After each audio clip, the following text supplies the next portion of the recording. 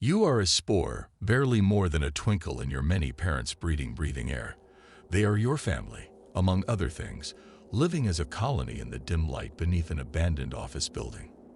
They fill the already damp air with the encouraging words of hopes and aspirations for you and your siblings. And though you are nothing more than a speck in the air, the sentiment is warm, just as the earthy mulch you settle into that embraces you like a blanket. Your parents, the colony, tidy their gills, exchange tender kisses on lips and on cheeks, and close the reed blinds just enough to still let in the silver moonlight from above. The mulch smelled of the world, your parents would later tell you. The nursery was the world, for all you knew. And though your people grow fast, and you and your siblings are on your feet, free from the mulch before your parents could blink. As they tell you, your lives are in the nursery with only short trips for play and food. When you are old enough, you go to school with the other kids. You and your siblings are sent to different schools, in different districts, far enough away that the subtle differences of your people don't get noticed. You're just a slightly odd child among the many. The teachers take little notice, but the kids, oh, somehow you've been caught in the kids' eyes. Their stares from afar feel menacing more than simple curiosity. You can't quite pinpoint why, not yet. Perhaps you think your skin is too plump, too ashen. Perhaps they can see that you are different. You don't notice perhaps that your responses to their questions come out jumbled to them. You aren't aware of how they sound just yet. Learning to speak with the other kids is like learning to speak in tongues. You find that constant smiling is off-putting to them, but laughing as a response to stories puts them at ease. You learn this balance, carefully navigating a needle through a tightly woven tapestry to place your thread among the hundreds of thousands already coexisting as a lush landscape. You feel yourself falter every time you remember the way your classmates sometimes speak to you, and you can't help but wonder why. Eventually, you learn the scripts. The scripts are still not enough. You don't yet know that your conclusions are drawn from a network of connections within the aether of your mind, strange to the other kids yet ruthlessly efficient to you. You're alone at recess, as you always are, when a classmate greets you one day, a girl by the name of Jenny, whose hair twists in curls the other girls call beautiful, with a grin you've never seen her bear. Not to you anyway. She's friends with all the other girls in your class, and she's normally found with her clique of tight-knit preteens. Although you don't see them right now, you feel a flutter of anxiety and discomfort that flies up from your belly to the tips of your ears. You frown at her with suspicion. Do you need help with something? You ask, because they only talk to you when they want help. No, Jenny replies. I wanted to talk to you. You don't make eye contact, not that you ever do, but you can see out of the edges of your vision that her eyes are pinned to yours like needles. You search over her shoulder for signs of her friends among the other children playing on the pavement. You don't question her further, either.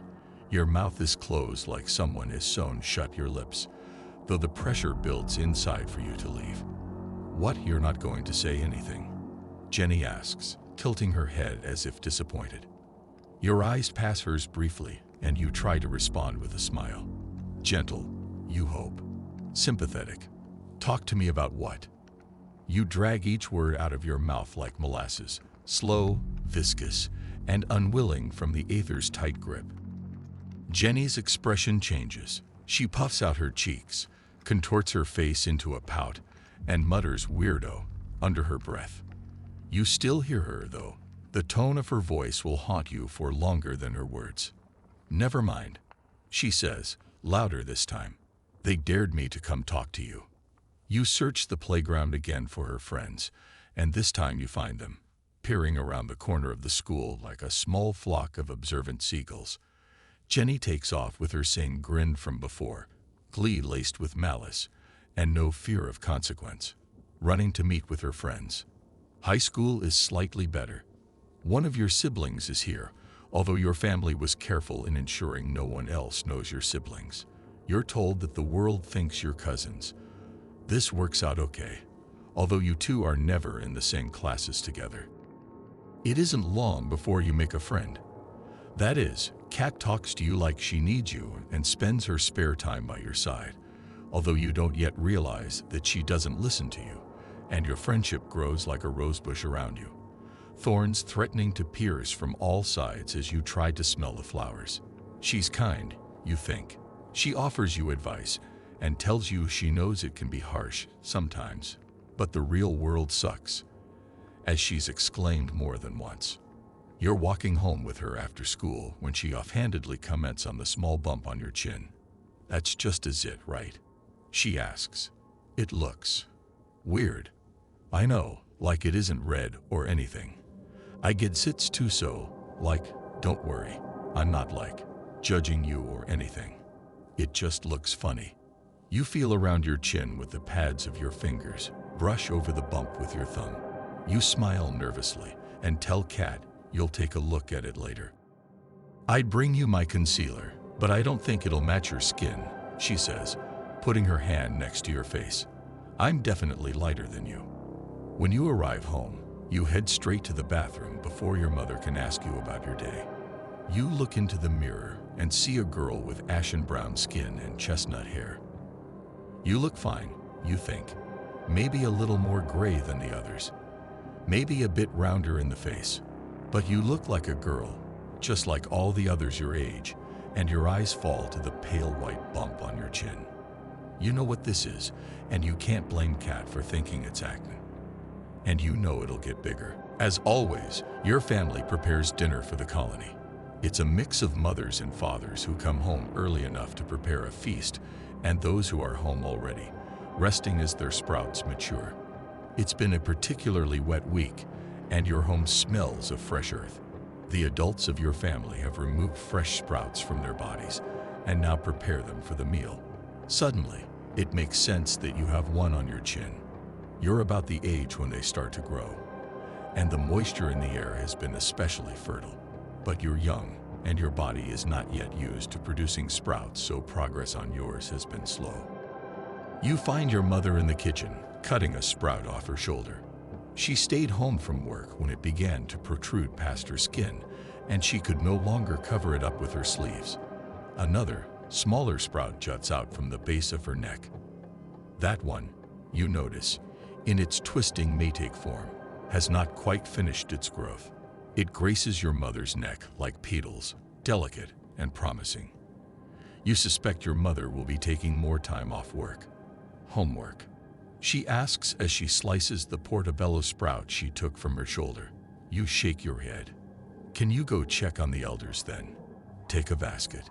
You nod and take a small woven basket and duck under the low door frame that leads into the basement below the basement.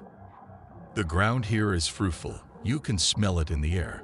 It's musky and teeming with life, and the darkness is peppered with luminescent fungi protruding from cracks in the brick and lazy fireflies floating along in a haze. Your grandparents, the colony's grandparents, sit amongst the mulch and rocks in caverns connected by small hallways. They busy themselves with books and talks over tea, while some of your younger siblings run through the caverns shuttling food and drinks. You sidestep out of the way as a child almost runs into you plate first. Next to you, a grandfather laughs. Be careful now, he says. These kids have energy and absolutely everywhere to put it. You smile as you take your seat at a table filled with grandparents.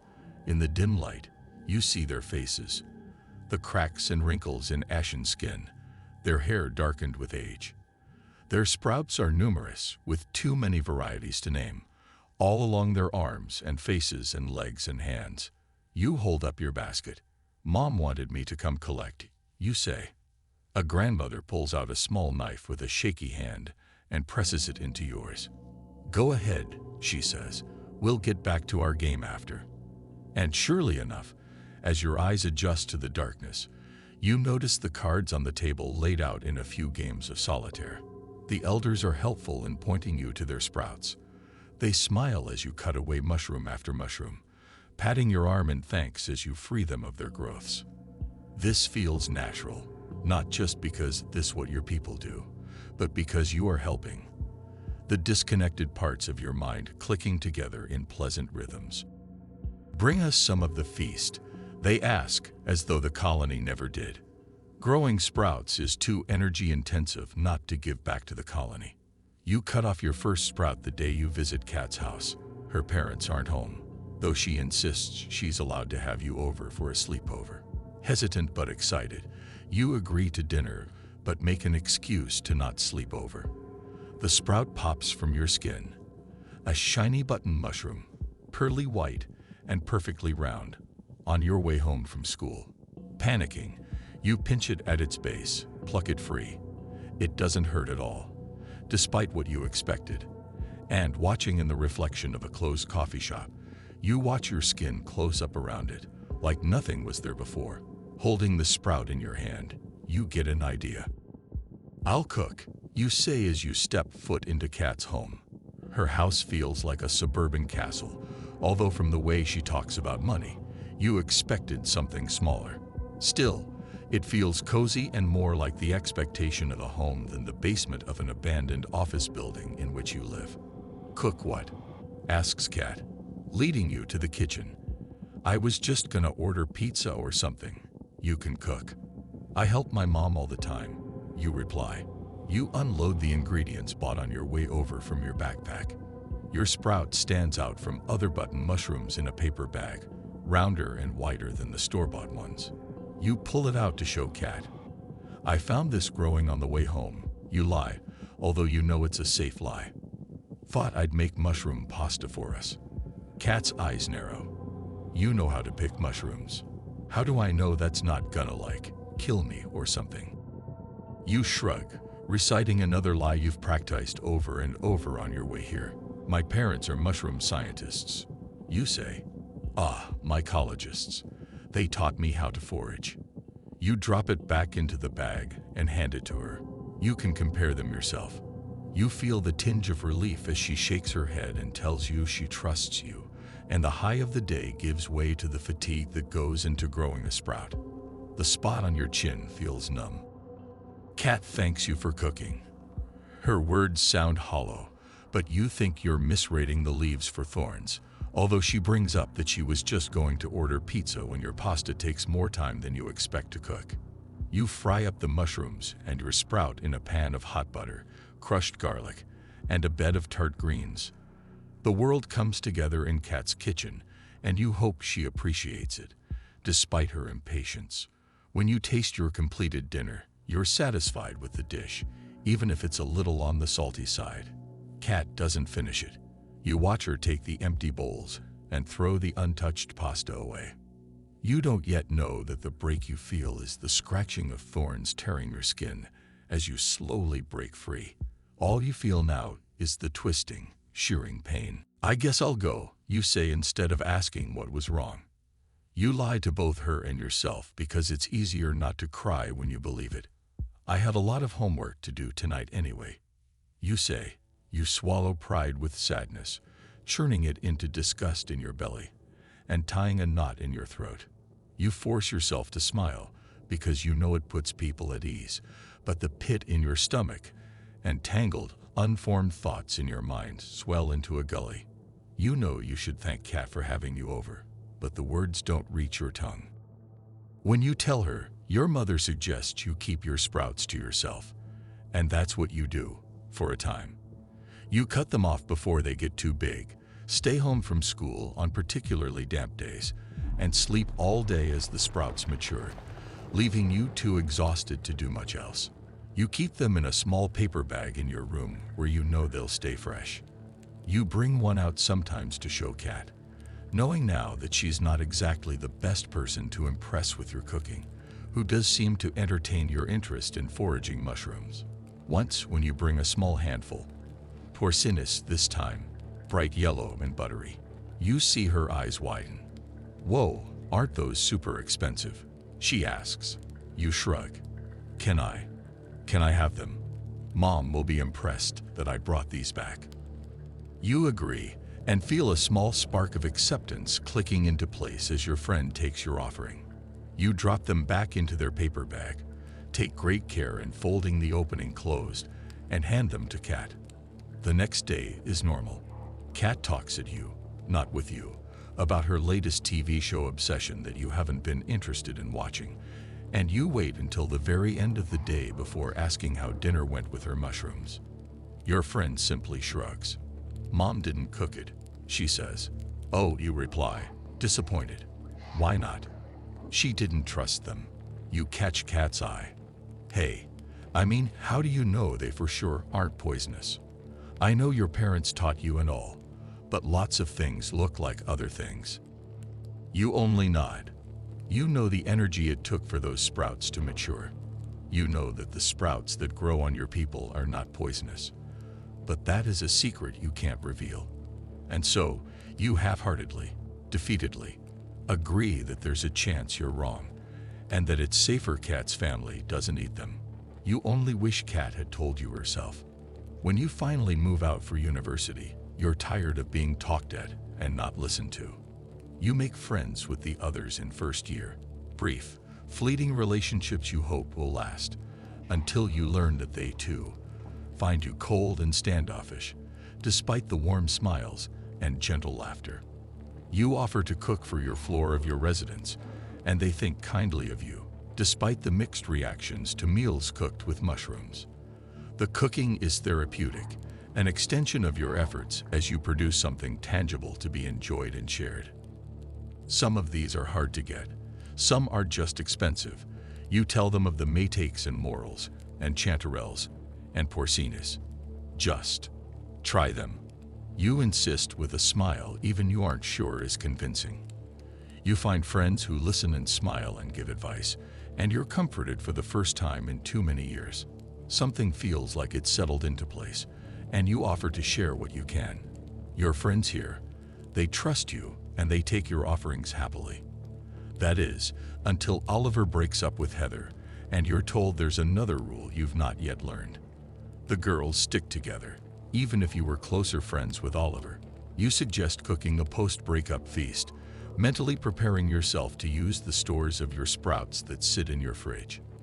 Heather, Emily, and Pauline agree, but it's only Pauline who shows up. Pauline is sympathetic. She even offers to take some of the food home. You like her enough that you hope her words aren't empty and that her actions are genuine. She hovers in the doorway as though she senses the awkwardness and smiles and laughs sympathetically at the whole ordeal. Shit happens, she says with an exasperated smile. It's probably nothing, but take care of yourself. It feels personal, you say. That's all. It feels nice, too, saying that you've learned to identify your pain, even if you're still learning the language to describe it. I dunno. If you don't want to ask, you don't have to. Especially since they didn't say anything. I mean, look, I know it's shitty, but would it be worse if I asked them for you? No, it's fine. Thanks, though. You don't want to be a burden, and asking feels like you're intruding upon a decision already made regardless of how you were affected. Despite your friendship, some walls are built with plans you were never privy to. You're left alone in your apartment when Pauline leaves. It takes less than a month after the breakup for neither Heather nor Oliver to talk to you ever again. You don't know, yet, how fleeting these friendships can be. How deep confessions expressed long past midnight can be ignored and pushed aside when they look at you again years later, like you're a stranger. You feel another sprout growing on the inside of your elbow, its brown ribbon-like gills slowly pushing up against your skin. That, you think, will take a while.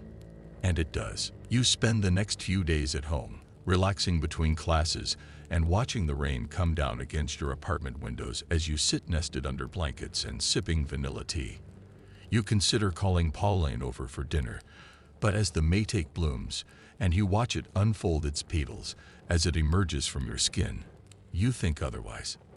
The day it blooms fully from your arm, you take your knife, dig it out from the base, and admire it on your cutting board for a moment before finding your nicest bowl to put it in. No cooking at this time, you think.